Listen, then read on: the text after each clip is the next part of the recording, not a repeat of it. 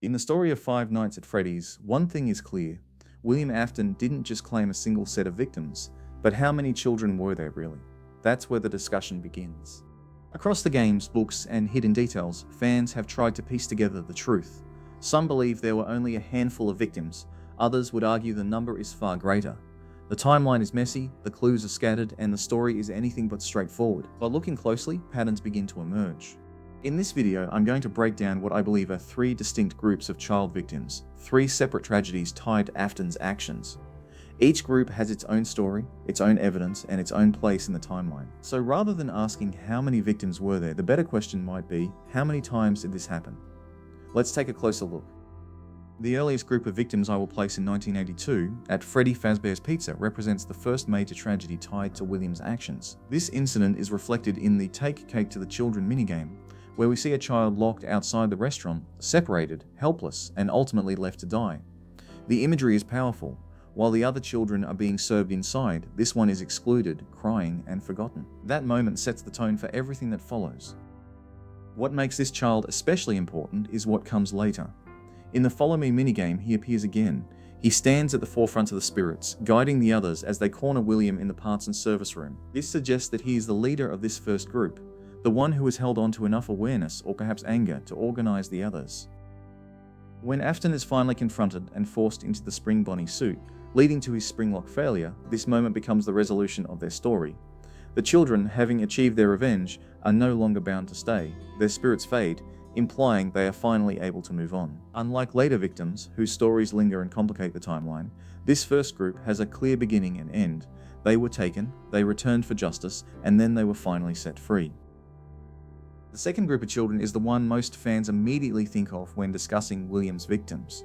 This is the children tied to Freddy Fazbear's Pizzeria and across the Silver Eyes novel and Into the Pit. The group is consistently presented as Gabriel, Jeremy, Fritz, Susie, Cassidy. I would also add Michael Brooks as the sixth individual. Together they represent the core tragedy at the heart of the series, the children whose death turned Freddy's into a place of despair and whose spirits remained bound to what happened to them. The Silver Eyes gives an especially interesting look at how this group is remembered. Michael Brooks is singled out as having been at the main stage with Charlie, Jessica, John, and Carlton, while the other five children were in Foxy's Cove. That detail matters because it gives structure to the event, showing that the children were together. Michael had likely moved from the main stage to Foxy Cove with a connection to the other children. I have previously speculated that Michael was Cassidy's older brother.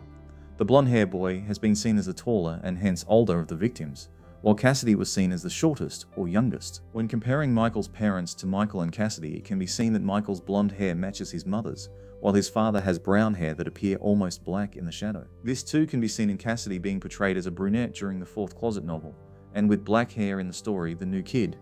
What is also striking is the way their memories appear to be separated from their spirits. In The Silver Eyes, the picture wall is directly tied to them. When Charlie and Abby alter the drawings, the spirit children react immediately, as though those images are holding together the fragments of what they still are. That suggests something important about their condition after death. Their souls were broken apart, but the memories of the day they died could not be fully erased. Their identities, emotions, and trauma remain fixed to the images and the place itself, leaving them trapped as shattered remnants of children who cannot completely let go. That idea lines up well with what happens in the first Five Nights at Freddy's movie, where the children again turn on William and trap him inside the Spring Bonnie costume, forcing him to suffer the same kind of fate he tried to inflict on others. It is another version of the same story. The children are no longer only victims, but participants in his punishment. Even so, revenge is not the same as peace. Their true release seems to come later in the Happiest Day minigame, where the children finally accept that the party is over and that it is time to move on. Rather than another act of violence, this is a moment of closure. The masks are set aside, the spirits are no longer tied to Freddy's, and the long nightmare can finally end. The security logbook adds one more interesting layer through Cassidy's response to the question about the party. The book likely frames that question toward the crying child, with Cassidy answering that the party was for her. This can still make sense. Cassidy is not contradicting the original event so much as responding to her own birthday. The reason for the children being in Foxy Cove. Her special day, the day her friends gathered together. This was her birthday, the day William struck. The third group of children can be placed in 1987, tied to the missing children incident described through the newspaper clippings in the first game. One of the most important lines reads that the children were reportedly lured into a back room during the late hours of operation at Freddy Fazbear's Pizza. That wording feels distinct from the earlier tragedies. Where the previous incident likely happened during the day, this one appears to have taken place much later, likely at night, when the restaurant was quieter. It suggests a killer who had become more careful, more practiced, and far better at hiding what he was doing. That may explain why this event is much less clearly depicted than the earlier events. The first groups leave behind stronger images, minigames, and spiritual confrontations, but the 1987 children are obscure. By this point, William seems to have learned how to leave less evidence behind, making this tragedy harder to reconstruct. Even so, the newspaper reports make it clear that another set of children disappeared, and that the case led to investigations spreading across the various Freddy Fazbear locations. Rather than being a single isolated crime, this incident seems to have triggered wider suspicion around the company and its restaurants. These children are also likely connected to the arcade machines and to the marionette.